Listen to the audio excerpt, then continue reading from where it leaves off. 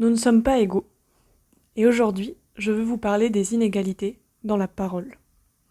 L'impact de la parole et l'écoute de ces dernières est différente chez chaque individu. On va plus écouter un chef d'État qu'un ouvrier lambda qui n'est pas médiatisé. On va plus écouter un homme qu'une femme dans une société patriarcale comme la nôtre. On va plus écouter un riche qu'un pauvre, un blanc qu'un racisé. La parole n'est pas égale dans notre société. Et quand bien même on nous écoute un peu plus, un individu a moins d'impact qu'un groupe. Et ça m'a souvent beaucoup angoissée, de me dire que seul, on ne m'écouterait jamais. De me dire que mon point de vue et mes idées tomberaient toujours dans le néant. J'ai énormément peur de ça. C'est une peur que j'essaye de ne pas nourrir, pour ne pas qu'elle grossisse. Mais je vous parle aujourd'hui sur YouTube, et je sais que cela veut dire que je pense que ma parole aura un impact, même s'il est tout petit. Il a déjà un peu plus d'impact que si je le garde juste pour moi dans ma tête, donc c'est déjà une avancée. Je sais que si on est beaucoup à avoir les mêmes idées, nos idées ont plus d'impact. Et je sais qu'on est beaucoup à avoir des idées de ouf qu'on garde pour nous, parce qu'on a l'impression qu'elles servent à rien, ou qu'elles seront trop petites et trop peu écoutées. Et que de toute façon, il n'y a sans doute personne qui pense comme nous.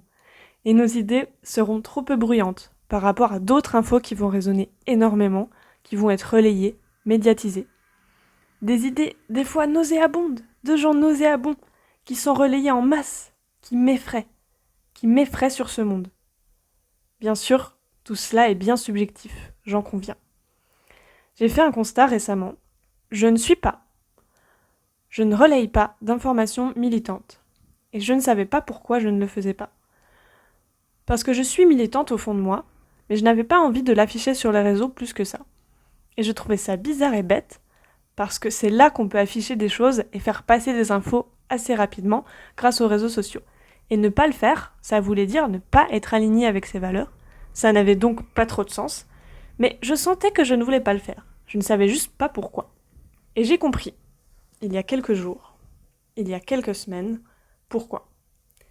Parce que les infos militantes, en tout cas celles que je vois dans mes algorithmes et qui me touchent particulièrement, comme les violences faites aux femmes, les inégalités humaines et la planète qui part à volo, par exemple, ces idées assez fortes et impactantes, c'était souvent des points de vue négatifs de la situation actuelle, qui étaient mis en cause et qui allaient plus ou moins être débattus dans les commentaires en plus, mais en tout cas des choses qui n'allaient pas.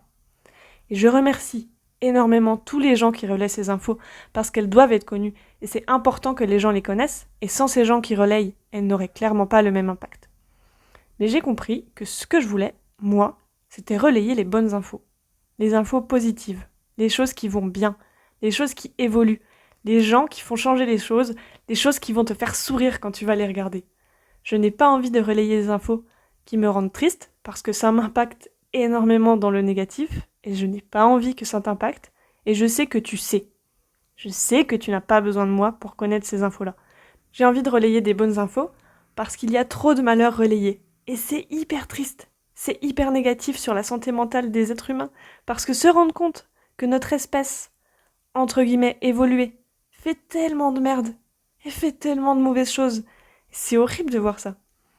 Et c'est nécessaire aussi, mais bon, j'aimerais faire autre chose, qui n'est pas une idée pionnière, il y a plein de gens qui font ça déjà, mais voilà, j'ai envie de relayer les choses qui vont dans ce monde, parce que il y a plein de choses qui vont, et il y a plein de gens qui font changer les choses vers un meilleur monde. En tout cas, que je considère comme étant meilleur. Là encore, c'est subjectif. Et j'ai envie de valoriser ces gens-là, plutôt que de mettre en lumière les gens qui niquent tout. Et j'ai envie d'utiliser ma parole pour mettre en lumière la parole d'autres gens. Voilà, c'est ça le lien que je voulais mettre avec la parole de l'individu.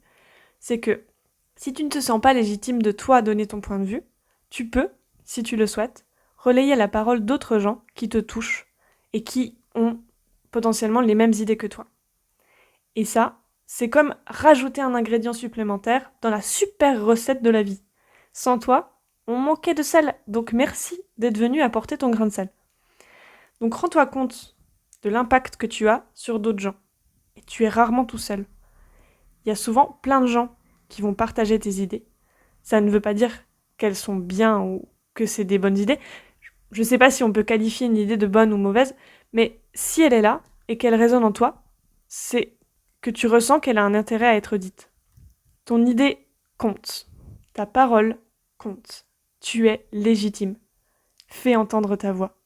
Plus les gens parleront, plus on les écoutera.